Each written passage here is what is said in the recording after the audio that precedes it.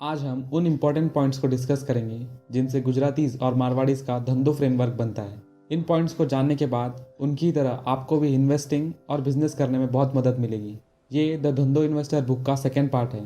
अगर आपने पार्ट 1 नहीं देखा है तो ज़रूर देख लो, तभी आप इस पार्ट 2 को अच्छे से समझ पाओगे। Invest in existing business.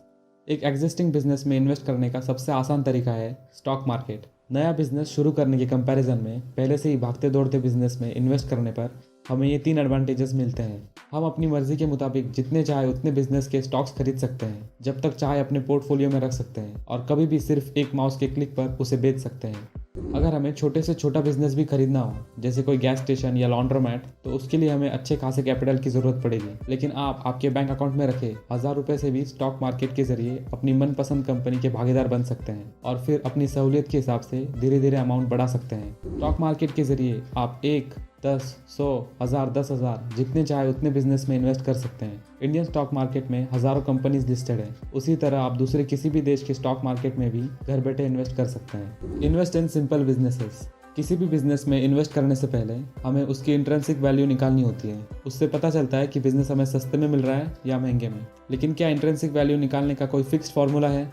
नहीं है, क्योंकि हर एक बिजनेस दूसरे से अलग होता है। तो फिर ऐसे में हम क्या करें? इस प्रॉब्लम को सॉल्व करने का धंधो तरीका बिल्कुल आसान है। उन्हीं बिजनेस में इन्वेस्ट करो जिसे समझना सिंपल हो, जिसके आने वाले सालों के कैश फ्लो का अंदाजा लगाना आसान हो। जैसे हमने पहले वीडियो में देखा कि दया भाई पटेल ने मॉटेल्स में इन्वेस्ट किया। मॉटेल्स की एक हेल्दी प्रॉफिट्स और रेगुलर अर्निंग की लॉन्ग हिस्ट्री है, जिसकी स्टडी से उसके आने वाले कैश फ्लो का अंदाजा लगाना आसान है। वॉरेन बफेट की इन्वेस्टिंग स्टाइल सिंपल है, मॉडरेट प्रॉफिट्स लंबे समय तक। धंधो फ्रेमवर्क सिंपल है, सिंप्लिसिटी में बहुत ताकत होती है। Invest in distressed businesses in distressed industries. जैसा कि हमने पार्ट 1 में देखा, दया भाई पटेल, मणिलाल और लक्ष्मी मित्तल ने अपनी ज़्यादातर वेल्थ उस सेक्टर में इन्वेस्ट करके बनाई जो खस्ता हालत में था। 9/11 के बाद मॉडल इंडस्ट्री बुरी हालत में थी और वही हालत 1980s 1990s में स्टील मिल्स की थी।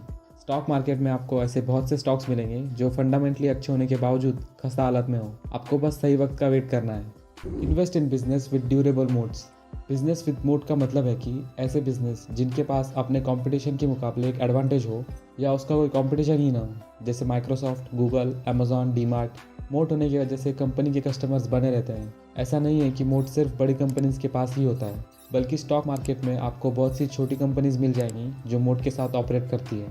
Few bets, big bets, infrequent bets. एक समझदार इन्वेस्टर को जब अपॉर्चुनिटी दिखती है तो वो पूरी तैयारी के साथ हैवीली इन्वेस्ट करता है, और जब अपॉर्चुनिटी नहीं दिखती तो पेशेंटली वेट करता है। It's just that simple. Opportunity को पहचानिए और ज़्यादा से ज़्यादा अमाउंट इन्वेस्ट करिए। पार्ट 1 में हम देख सकते हैं कि कैसे दया भाई, मणिलाल और लक्ष्मी मित्तल ने अपॉर्चुनिटी को पहचान कर बड़ी मात्रा में इन्वेस्ट करके अपॉर्चुनिटी का पूरी तरह से फ़ायदा उठाया।